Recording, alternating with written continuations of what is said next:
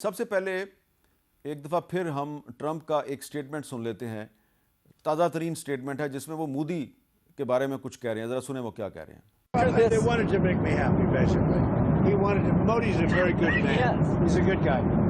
He knew I was not happy, and it was important to make me happy. They do trade, and we can raise tariffs on them very quickly, and it would be People are very afraid bad of for that. them. Donald Trump तंज़िया अंदाज में कह रहे हैं कि मोदी जो है उसने रूस से तेल ख़रीदना कम कर दिया है। वो दरअसल मुझे खुश करने की कोशिश कर रहा है। वो बड़ा अच्छा आदमी है।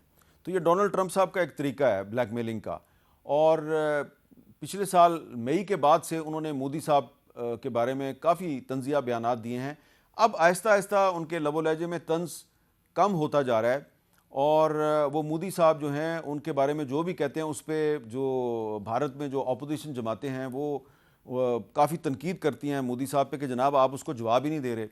तो मोदी साहब की जो खामोशी है ट्रंप के बारे में ये बड़ी मैनी खेज़ है। हम ये नहीं कह सकते कि जनाब वो दुबक के बैठे हुए हैं, क्योंकि मोदी साहब का जो ताल्लुक़ है वो आरएसएस के साथ है और आरएसएस की जो आइडियालॉजी है वो सबको पता है। और आरएसएस जो है वो ये समझती है कि अखंड भारत के नाम पर उन्होंने सिर्फ पाकिस्तान और बांग्लादेश, नेपाल, श्रीलंका, मालदीव और भूटान को नहीं बल्कि अफ़गानिस्तान को भी उन्होंने हड़प करना है।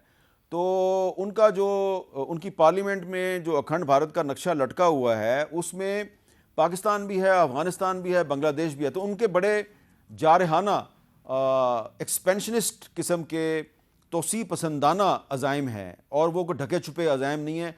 पूरी दुनिया को उसका पता है। तो क्योंकि आज 5 जनवरी है और 5 जनवरी की कश्मीर के हवाले से बड़ी अहमियत है, तो मैं पहले आपको बताऊंगा कि 5 जनवरी की कश्मीर के हवाले से क्या अहमियत है। 5 जनवरी 1949 को अक़वाम मुत्तहिदा की सलामती कौंसिल ने एक करारदाद पास की थी कि कश्मीरी अवाम आज़ादाना, मुनसिफाना और गैर जानबदाराना इस्तिस्वाब राय के ज़रिए अपने मुस्तकबिल का फ़ैसला खुद करेंगे। और ये वादा जो है ये 7 दहाइयाँ गुजरने के बावजूद आज तक वफ़ा नहीं हुआ। 1998 से अब तक 96,481 कश्मीरी शहीद हो चुके हैं, 1,80,000 गिरफ़्तार हैं, 1,10,562 मकानात जो हैं वो तबाह हो चुके हैं, 22,991 ख़वातीन बेवा हैं, हाफ विडोज़ इनको कहते हैं, 1,08,000 बच्चे यतीम हो चुके हैं। मकबूजा कश्मीर में आज़ादी इज़हार पर मुकम्मल पाबंदी है। VPN का इस्तेमाल करने वाले तकरीबन 800 अफराद के ख़िलाफ़ हालिया दिनों में कार्रवाई की गई। और इस जुमे को जो मीर वाइज़ उमर फ़ारूक हैं उनको जामिया मस्जिद श्रीनगर में जुमा की नमाज भी नहीं पढ़ाने दी गई, ना पढ़ने दी गई और उनको उनके घर पे नज़रबंद कर दिया गया है। तो ये है मकबूजा कश्मीर की सूरत हाल। तो ये जो डोनाल्ड ट्रंप साहब ने वेनेज़ुएला में किया है इसका फ़ायदा पुतिन जो हैं वो यूक्रेन में उठाएंगे। और ख़दशा है कि नरेंद्र मोदी यही जो तोसी पसंदाना अज़ाइम हैं इनकी तकमील के लिए यही कुछ मकबूजा जम्मू कश्मीर में भी ऑलरेडी कर रहे हैं। और वो आज़ाद कश्मीर के जो आसपास के जो इलाके हैं वहाँ पर और ख़ास तौर पर जो लाइन ऑफ कंट्रोल है वहाँ पर कोई ना कोई जारहियत कर सकते हैं, कोई ऐसा फॉल्स फ्लैग ऑपरेशन कर सकते हैं जिसको बुनियाद बनाकर वो पाकिस्तान के ख़िलाफ़ भी जारहियत कर सकते हैं और आज़ाद कश्मीर में भी जारहियत का कोई ना कोई वो बहाना ढूंढने की कोशिश करेंगे। और ये जो बहाना है ये डोनाल्ड ट्रंप ने जो वेनेज़ुएला में किया है उसके बाद मोदी साहब जो हैं वो इसी किस्म की कोई कार्रवाई करके तो कहेंगे जी कि अगर डोनाल्ड ट्रंप वेनेज़ुएला में कर सकता है और इज़राइल जो है वो अगर गज़ा में कर सकता है और फिर दोनों मिलकर ये सब कुछ ईरान में कर सकते हैं, तो इंडिया जो है वो आज़ाद कश्मीर में ये सब कुछ क्यों नहीं कर सकता। तो इस लिहाज से देखा जाए तो पाकिस्तान जो है उसको बहुत से चैलेंजेस का सामना है। पाकिस्तान ने मई 2025 में भी भारत को इबरतनाक शिकस्त दी थी। अगर आइंदा भी भारत ने किसी जारहियत का इर्तिकाब किया तो पाकिस्तान एक दफ़ा फिर भारत को नाको चने चबवा सकता है। लेकिन ये जो बदलती हुई आलमी सूरत हाल है इसमें बहुत ज़रूरी हो गया है कि जो पाकिस्तान की हुकूमत और अपोजिशन है वो अपने मामले उसमें मुकालमे के ज़रिए, डायलाग के ज़रिए उनमें थोड़ा ठहराव लेके आए, उसमें थोड़ी सी इस्तेहकाम लेके आए।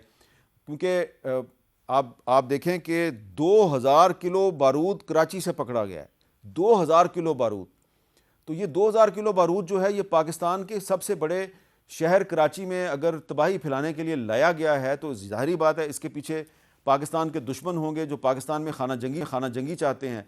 तो इसके लिए ज़रूरी है कि पाकिस्तान के अंदर एक पॉलिटिकल स्टेबिलिटी आए, हुकूमत और अपोजिशन जो हैं वो एक दूसरे के साथ इख्तलाफ ज़रूर करें, लेकिन अपने सियासी इख्तलाफ को जो एक कबायली जंग बना दिया गया है ये कोई अच्छी बात नहीं है। और इसे स्पीकर नेशनल असम्बली सरदार याद सादिक साहब जो हैं उनको, चेयरमैन सेनेट यूसुफ रज़ा गिलानी साहब को कोई किरदार अदा करना चाहिए। और ये जो हुकूमत और अपोजिशन के दरमियान इख्तलाफ तो कभी ख़त्म नहीं होगा, लेकिन ये ऐसी सूरत हाल पैदा नहीं होनी चाहिए कि जब कोई गैर मुल्की ताकत पाकिस्तान के अंदर अदम इस्तेहकाम पैदा करने की साजिश करे, पाकिस्तान के ख़िलाफ़ कोई ऐसा मंसूबा बनाए जैसा मंसूबा डोनाल्ड ट्रंप ने वेनेज़ुएला के लिए बनाया, तो पाकिस्तान के अवाम उसका मुत्तहिद होकर मुकाबला करें। पहले भी मैं बार बार जिक्र कर रहा हूँ, मई 2025 में जो पाकिस्तान और भारत की जंग हुई थी तो उसमें हुकूमत और अपोजिशन ने अपने इख्तलाफात जो हैं वो पसे पुष्ट डालकर भारत के ख़िलाफ़ एक सीसा पिलाई हुई दीवार का किरदार अदा किया। लेकिन मई 2025 के बाद से अब तक अगर हम देखें तो हुकूमत और अपोजिशन के दरमियान जो इख्तलाफ है वो नफ़रत की तमाम रेड लाइन्स को अबूर कर चुका है, सियासी तकसीम बहुत बढ़ गई है। तो इस सूरत हाल में हमें ये ज़रूरत महसूस होती है कि हम पाकिस्तान के अंदर दाखिली इस्तेहकाम पैदा करें, पॉलिटिकल स्टेबिलिटी पैदा करें। और ये जो 2000 किलो बारूद कराची से पकड़ा गया है ये हम सब के लिए एक वेकअप कॉल है। और हमें पता होना चाहिए कि दुश्मन जो है वो सिर्फ़ अब बलूचिस्तान में और सिंध में नहीं बल्कि खैबर पख्तूनख्वा में भी और पंजाब में भी दहशतगर्दी की कोशिश कर रहा है। पंजाब में भी बहुत से दहशतगर्द पकड़े जा चुके हैं। तो ये जो सारे मामलात हैं इस पर हमें चाहिए कि हुकूमत और अपोजिशन की जो क़ियादत है वो मिल बैठकर कम से कम जो सिक्योरिटी इश्यूज़ हैं उस पर एक इत्तेफाक राय पैदा करे। और अगर सिक्योरिटी इश्यूज़ पे इत्तेफाक राय पैदा होगा तो यकीनन उसमें से ऐसे रास्ते निकलेंगे जो पाकिस्तान में एक सियासी इस्तेहकाम पैदा करने का भी बायस बन सकते हैं।